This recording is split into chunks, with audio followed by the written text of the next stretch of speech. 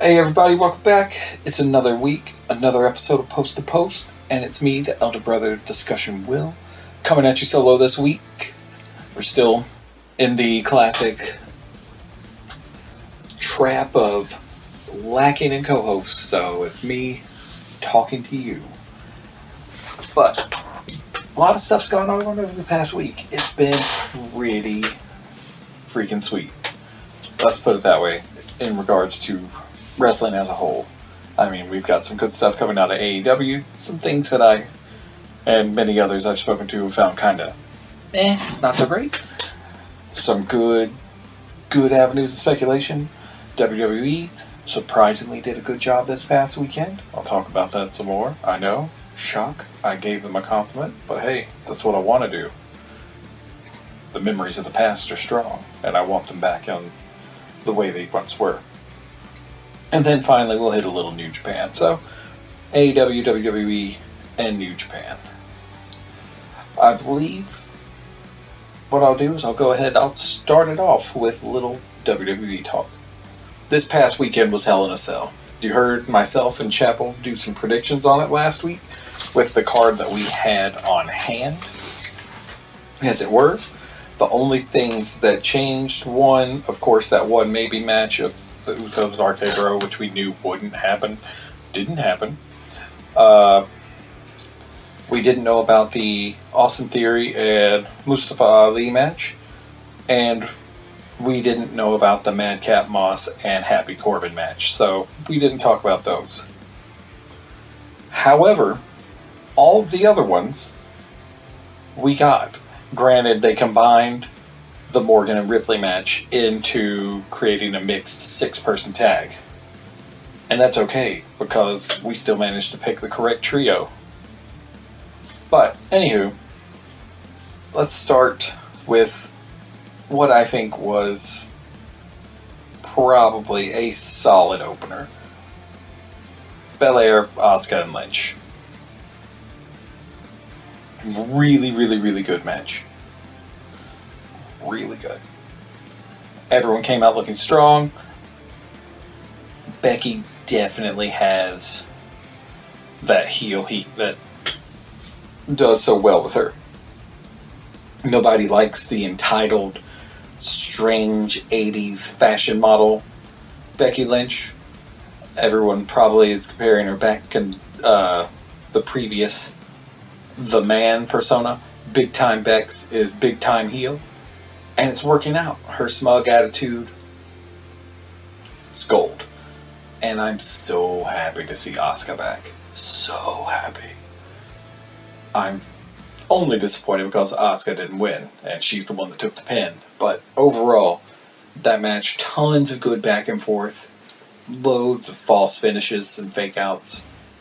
And the ending was so simple, yet you don't really see it too often. Becky hits her finisher,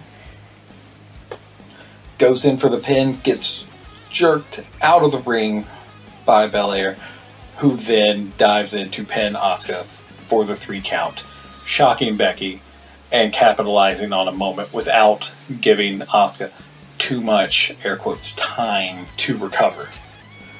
It was a great finish, and myself and Chapel both picked Belair to win. We were correct. I would have loved it more if Asuka won. Chapel, I feel, was the same way. But, you don't always get what you want. The next match that I remember us talking about, or that I remember going over, or in order-ish, Lashley and Omos. And it's the handicap match with MVP. Lashley versus Omos and MVP, to clarify. I know the way I said that was a little wonky. But not bad. I mean, it was a battle of behemoths. MVP was just there to occasionally, give Omos a break, so that way they could hide his shortcomings. Lashley looked strong. Omos looked strong. MVP got taken out with the Hurt Lock.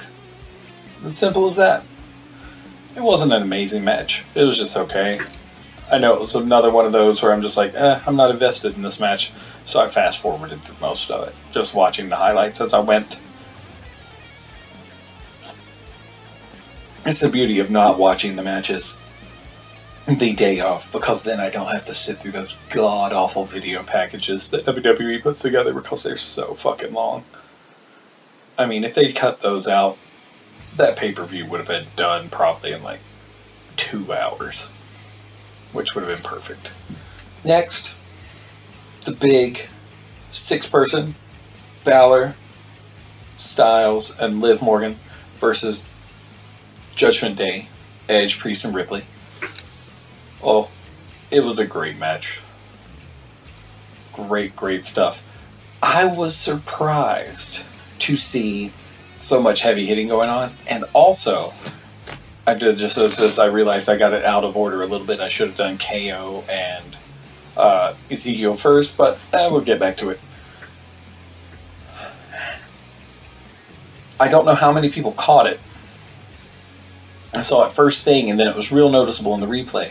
But right towards the end of the match, right after everyone took the dives to the outside of the ring, AJ came back in, going over the top to come after Edge. Had a bit of color on his face. His whole right-hand side of his face. Very much bloody. Luckily, AJ's long hair covered it for the most part. You only caught a glimpse of it when he dove over the top rope back into the ring. And then immediately he was put back into the turnbuckle, through and into the post and down into the floor. And then if you watch closely, you saw a lot of them, like, ring crew slip in while everyone was distracted with the rest of the match to check on him. Real quick. If you blinked, you would have missed it. But then they showed the replay of everything happening before the finish. There it was again. Poor Finn Balor got the spear for the finish.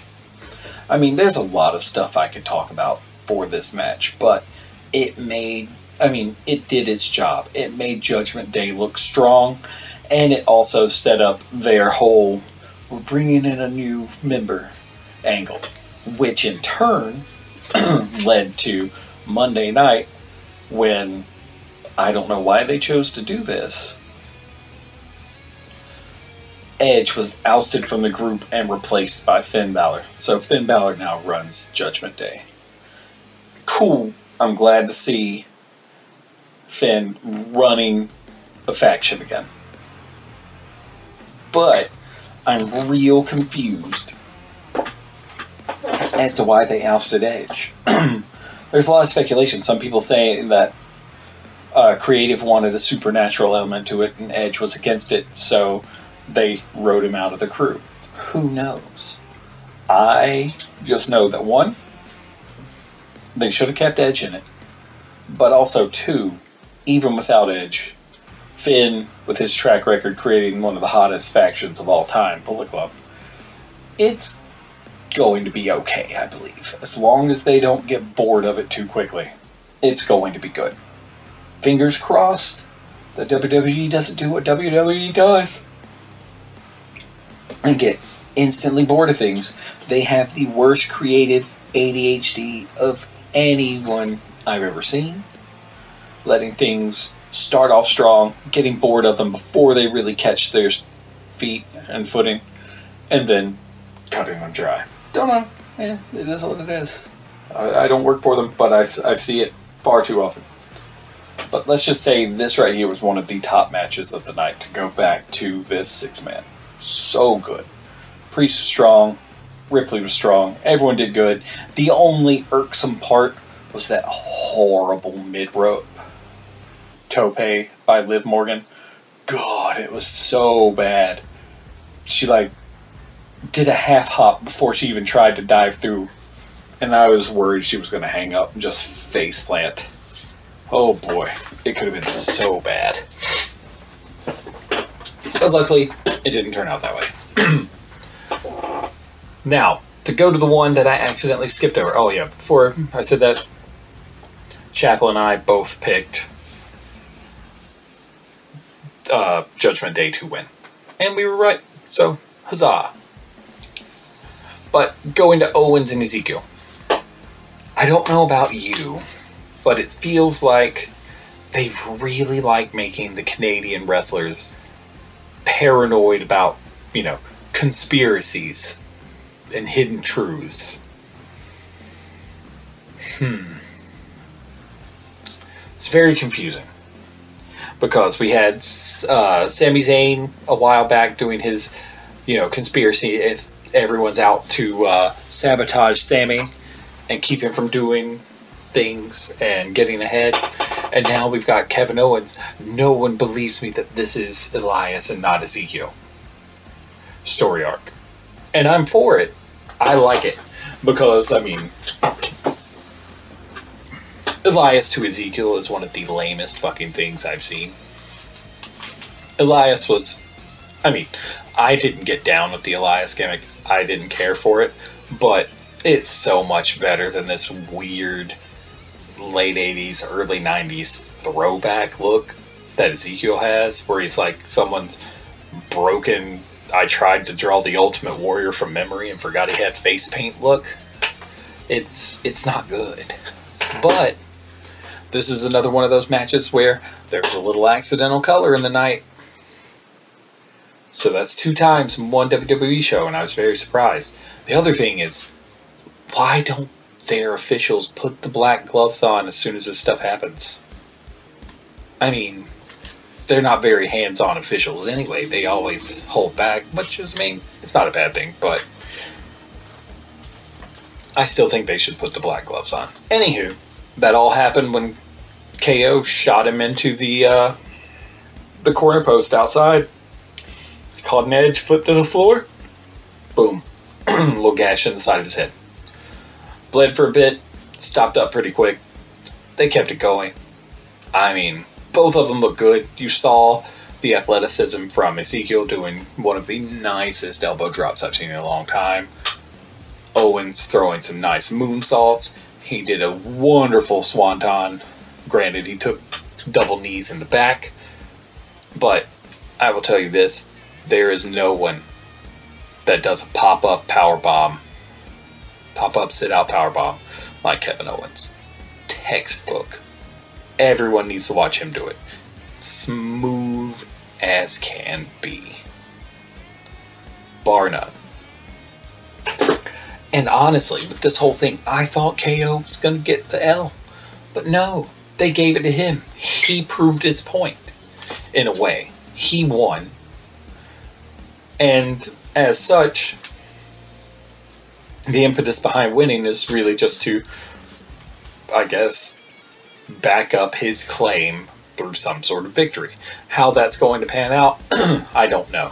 I'll keep an eye on things, and as soon as I know, I'll give my opinion on it. But as of right now, KO has a W over Ezekiel, and KO is still out to prove that Ezekiel is Elias, and I really hope they do before too long, because, God, Ezekiel is not good.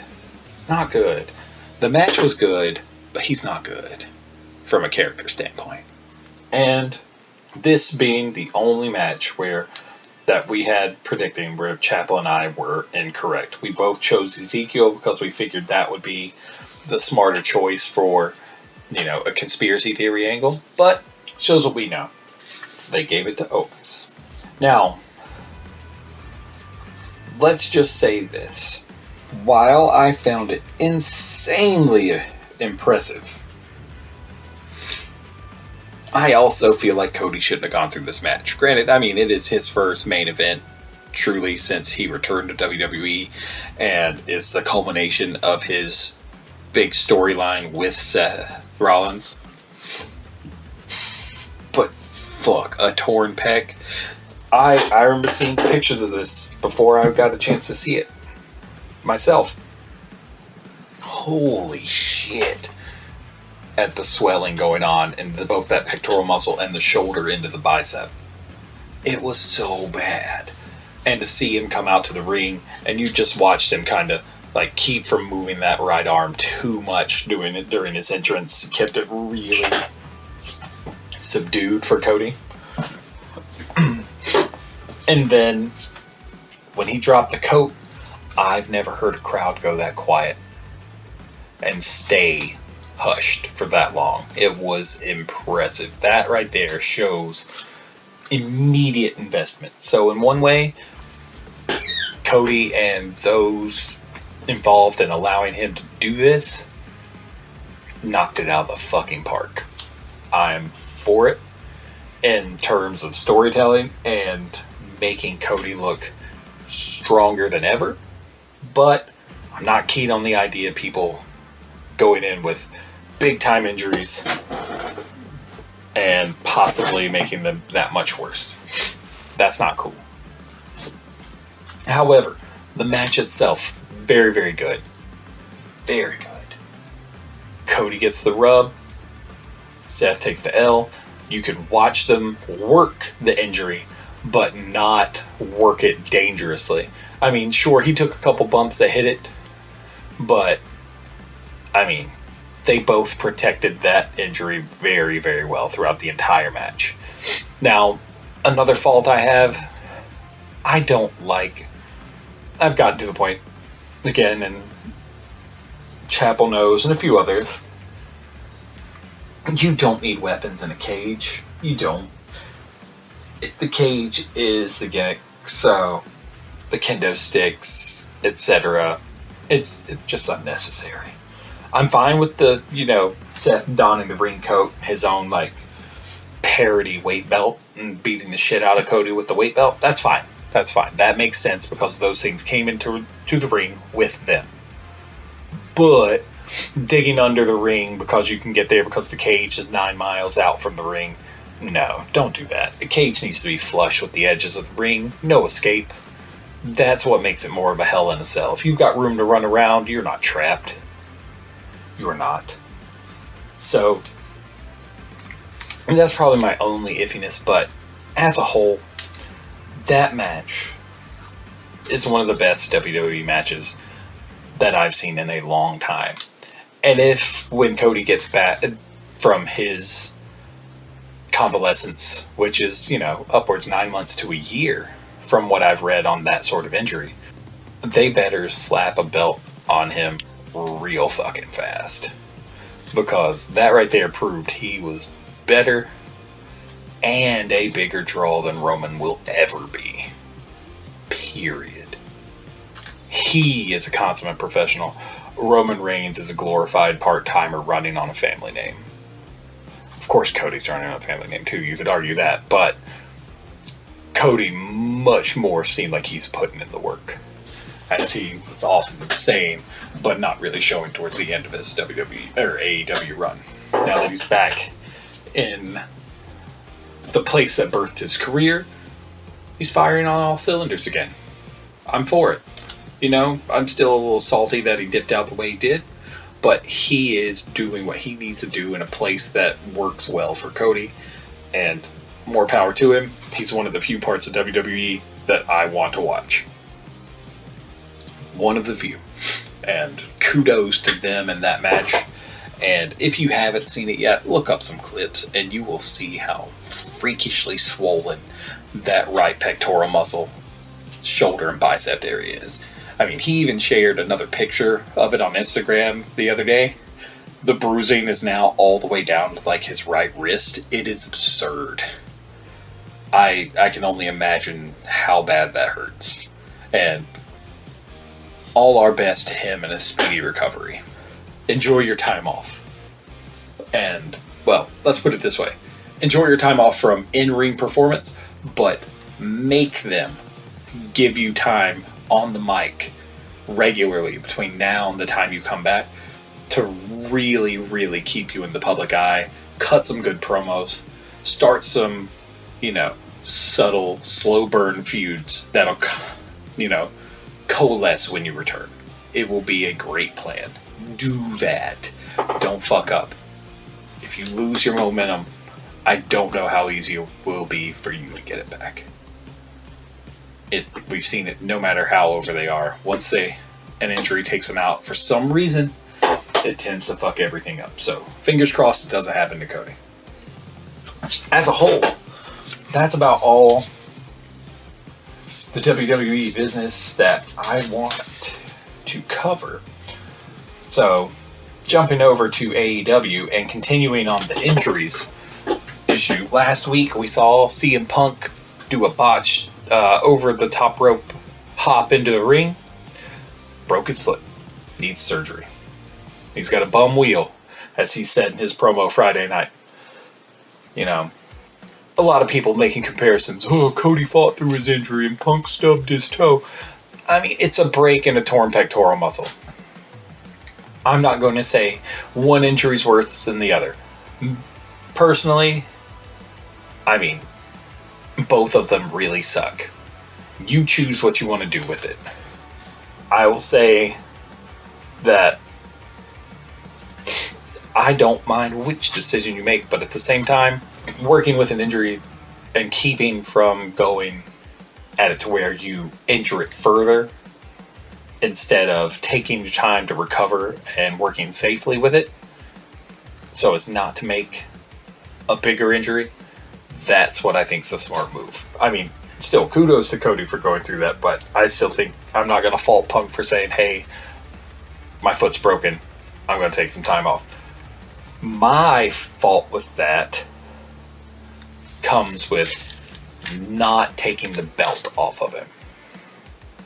I do not like interim titles. I don't. It's fucking stupid. It creates an extra belt. You have to have a whole extra fucking thing, and this will be like the third fucking time AEW has done this. It sucks. I mean, first time, sure, that's fine. Next time, please don't. And then again, it's too much. Interim titles are not worth the time. They're not. But no, they don't want to take the title off of Punk like a few days after he wins it.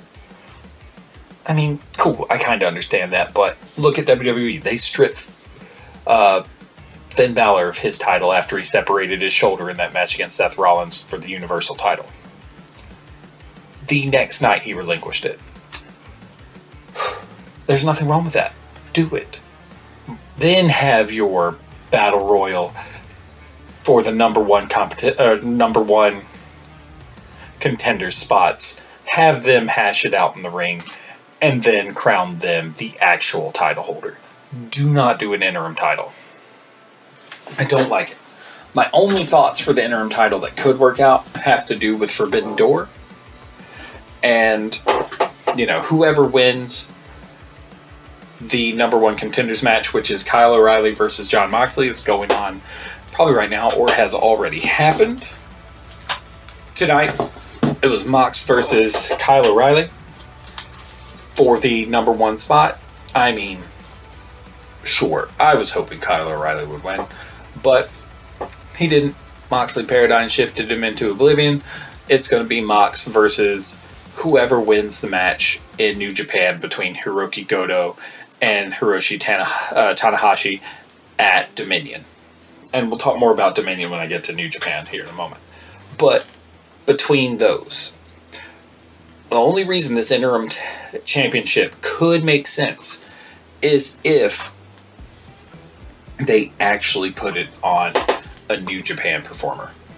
Then I would be okay with it, because it wouldn't be 100% on AEW programming. You wouldn't have to worry about that belt too much.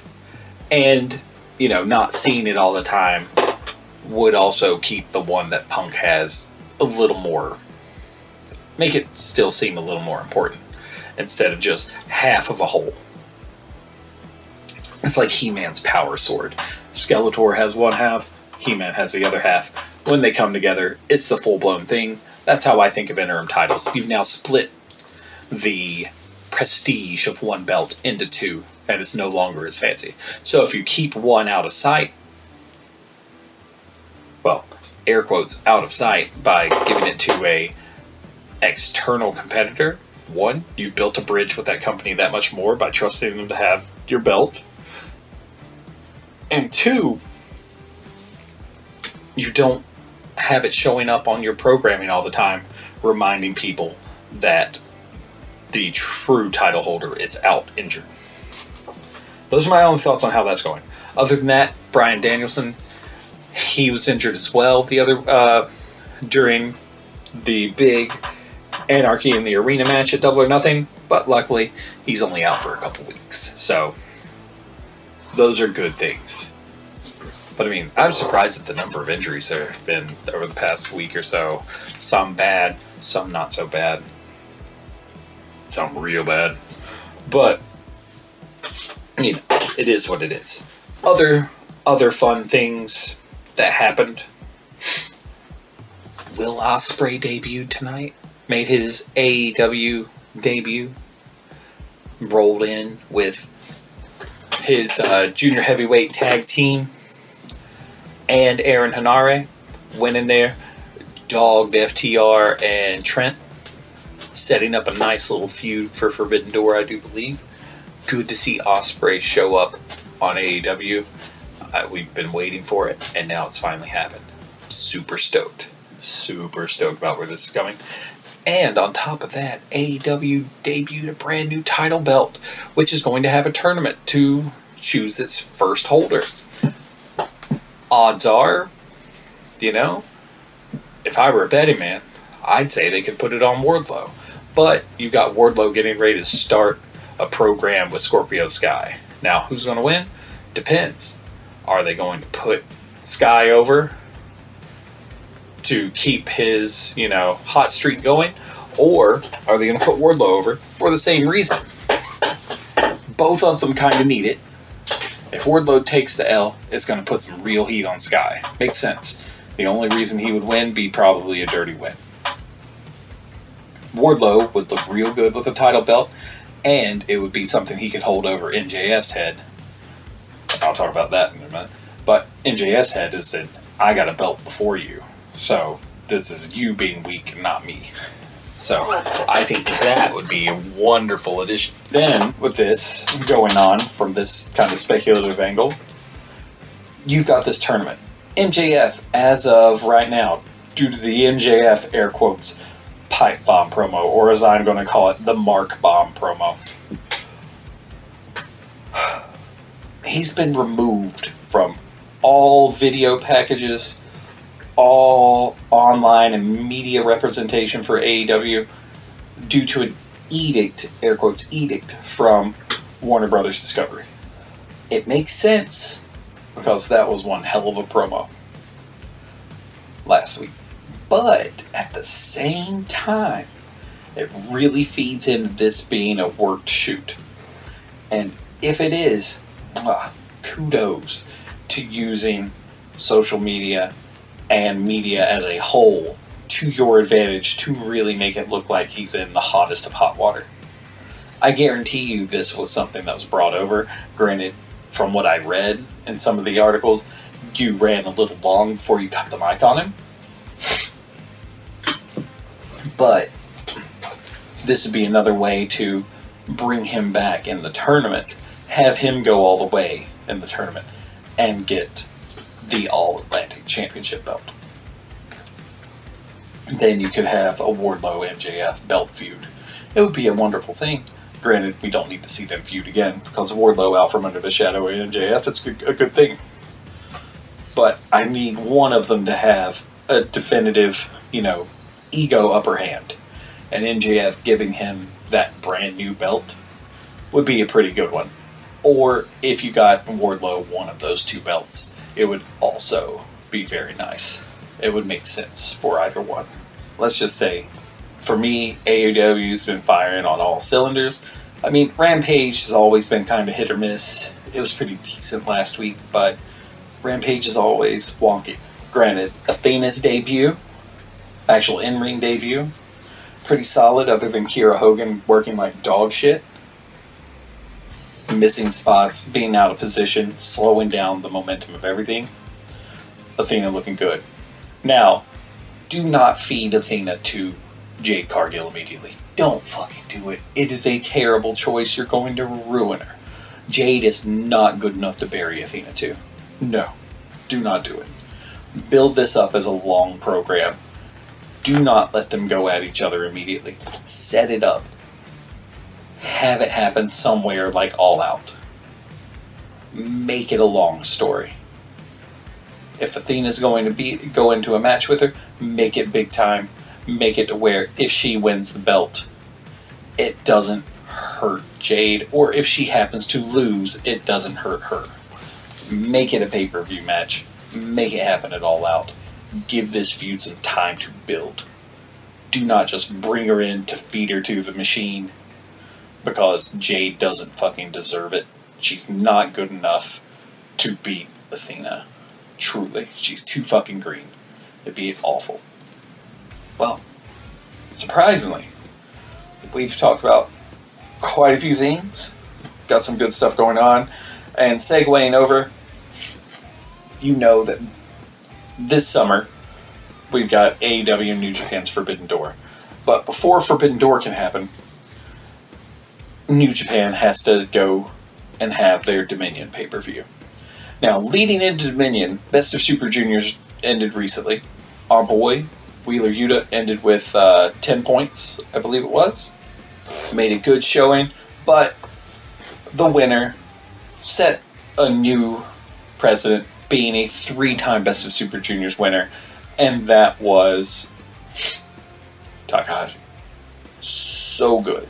Hiromu is great. I mean, him and Taiji Ishimori are two of the best junior heavyweights in New Japan, and both of them going at it for that, just for Hiromu to edge out. Ishimori was good. Granted, I wish Ishimori had won.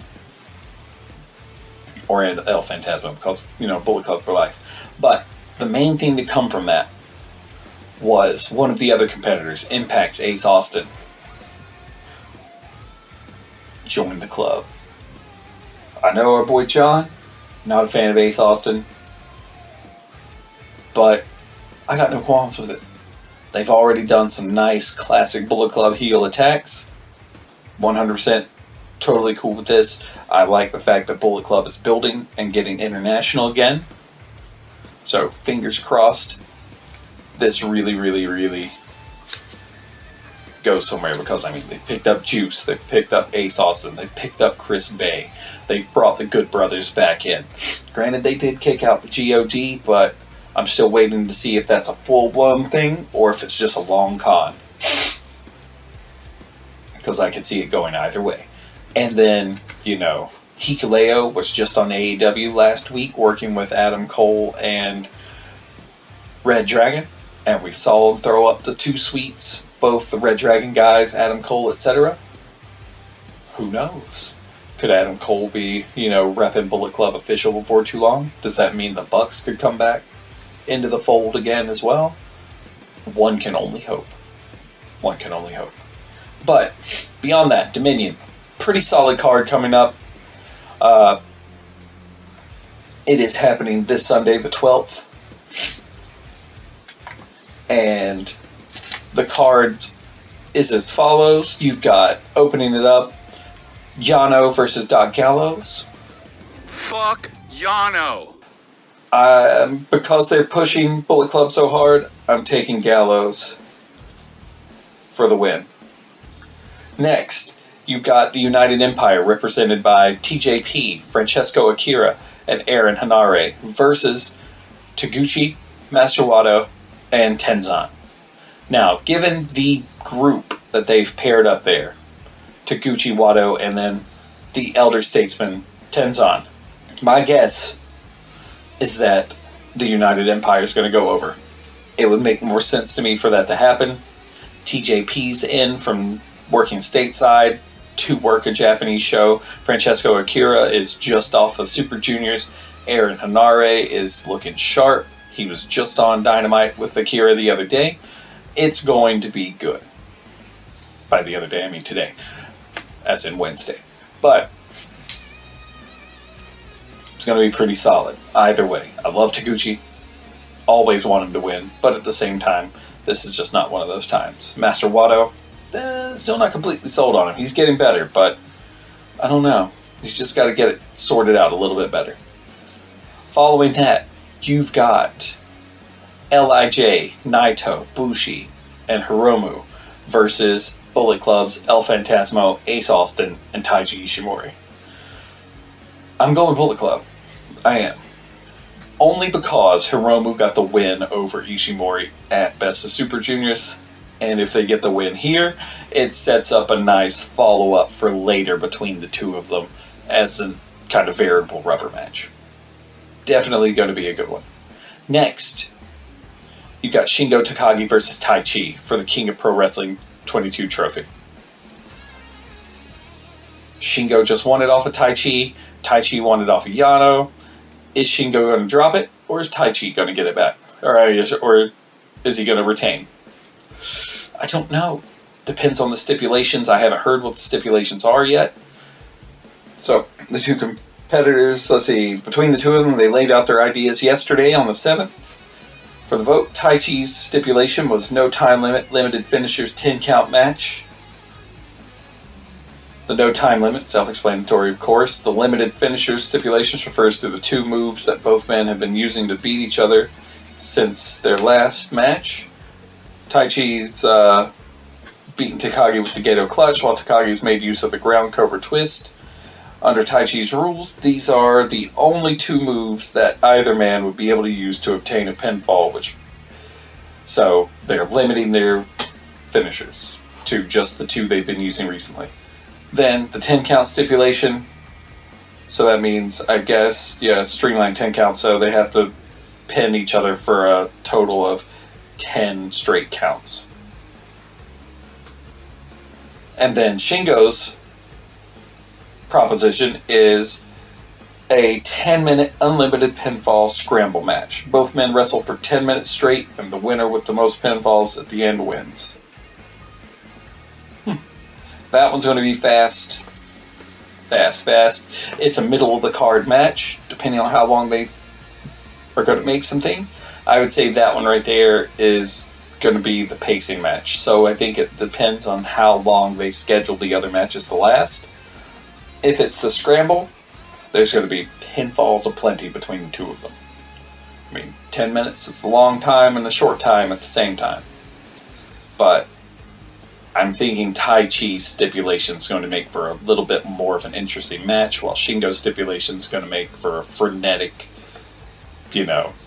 just entertaining spectacle. But overall, I think Shingo is going to retain. Personally. As long as Yano doesn't get it back, I'm fine. Next, you've got Bullet Club's House of Torture, Evil Show, and the Tokyo Pimp, Yujiro Takahashi, going up against Suzuki-gun, ZSJ, Kanemaru, and El Desperado for the Never Openweight 6-Man Championship, currently held by House of Torture. I'm torn because I like both of these groups so much. ZSJ, Kanemaru, and El Desperado is a hard team to put anyone else up against, because you've got one really, really good junior heavyweight tag team, and then you've got the master of submissions, ZSJ. But personally, I'm still going to go Bullet Club. Next, another Bullet Club set. Chase Owens, Bad Luck Fale, the current heavyweight tag champions, going up against Jeff Cobb and the Great O'Khan of the United Empire for the IWGP Tag Championship.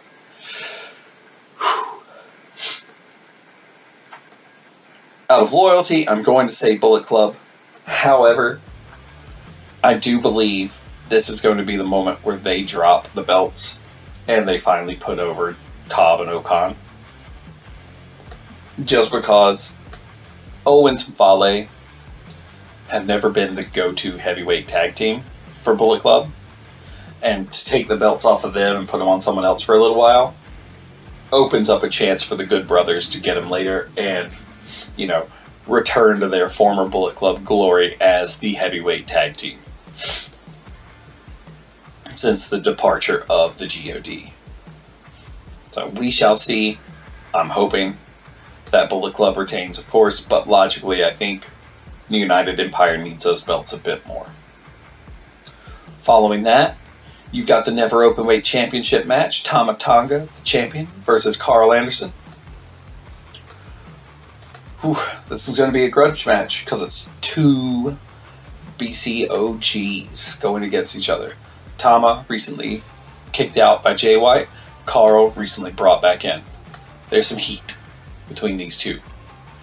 And it's going to be a knockdown drag out. Who am I going to choose? Of course, I'm going to go Carl Anderson.